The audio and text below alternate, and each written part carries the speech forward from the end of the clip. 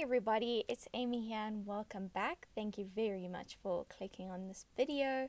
Today I'm continuing with the series of self-development in 10 minutes or less, and we have a bit of a different video today. As much as I speak about self-improvement and it's so important to work towards goals, to have discipline in that journey and to build habits and to ensure that you're growing, a huge aspect, I believe, of self-development is being able to find happiness within yourself. And in all honesty, I'm not sure anything is really worth it if you cannot find inner happiness. So this is something that I'm going to tackle today.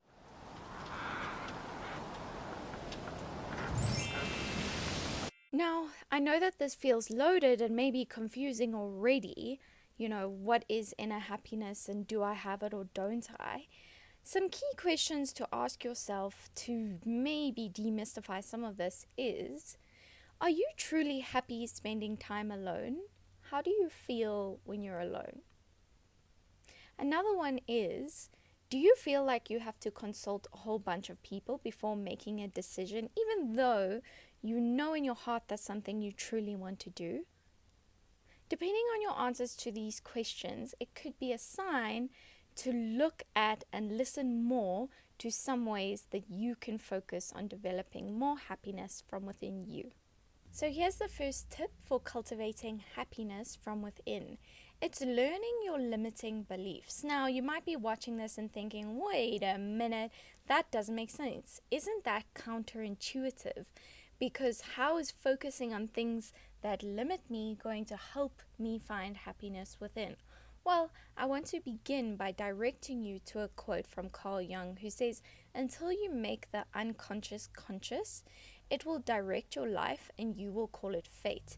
And this very much relates to limiting beliefs because we all have them, though not all of us are aware of them.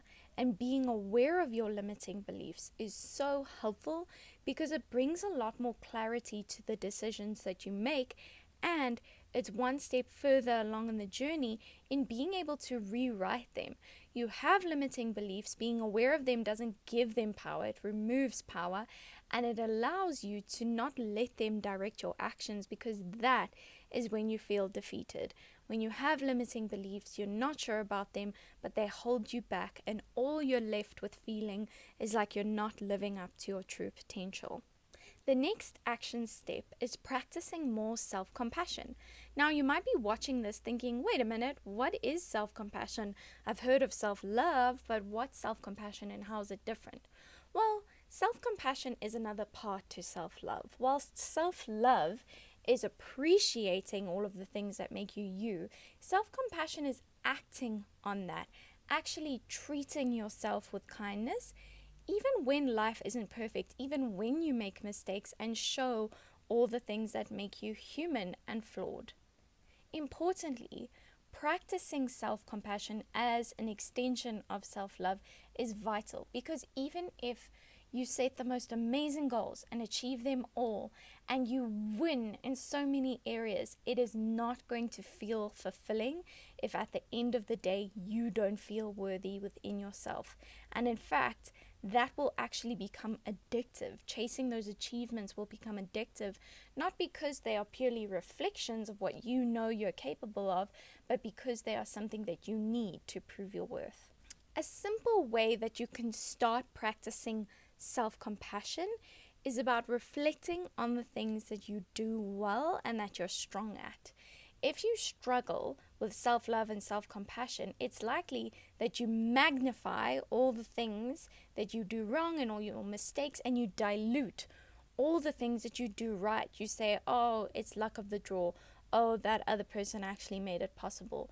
And that really contributes to not feeling worthy of the things that you have achieved and the skills that you do have. So first, what you can do is write down all your strengths. Think about it, and you can add to this list. It doesn't have to be a one-time thing. Make an ongoing living list of all your strengths. On top of this, anytime anybody compliments you, whether or not it's your work, whether or not it's your personality, whatever it is, anytime somebody compliments you, write it down and review this. Review your strengths regularly and add to it. Review your compliments and add to it if there's been a recent one to add. You might want to make this list on your phone because that's something that you have with you all the time and it's something that you can pull out. Make a habit of reviewing these things. It's not about vanity, it's just about emphasizing your abilities and all that you are capable of rather than magnifying all the gaps that might exist. Play an active role in actually building the belief in your own self-worth.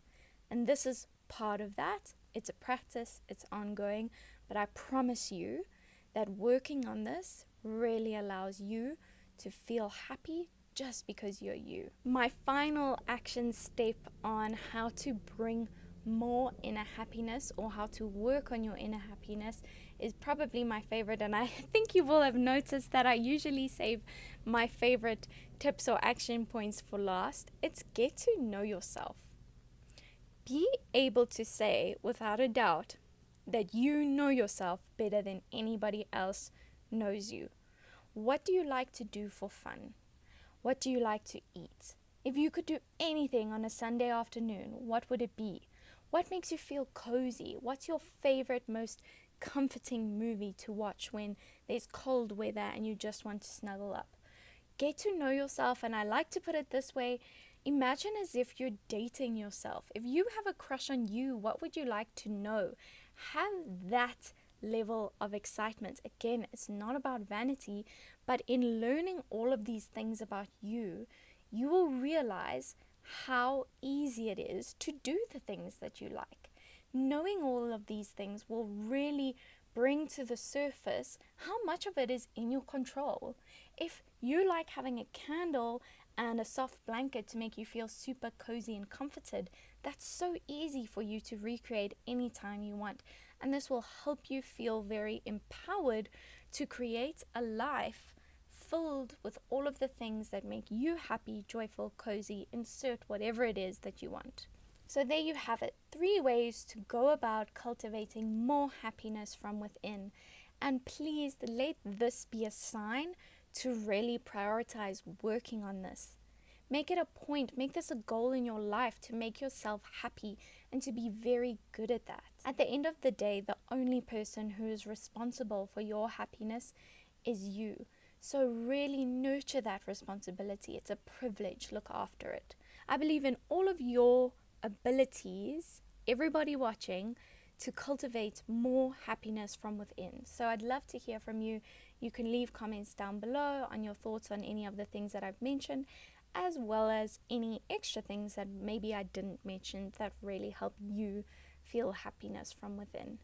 Thank you so much for watching this video. I really appreciate your time. Please do give this video a like and a thumbs up and subscribe to my channel, as this just helps all these messages reach more people, and at the end of the day, that's what I really want to do. As always, you're welcome to pop me an email if you would like to share anything or connect or ask anything.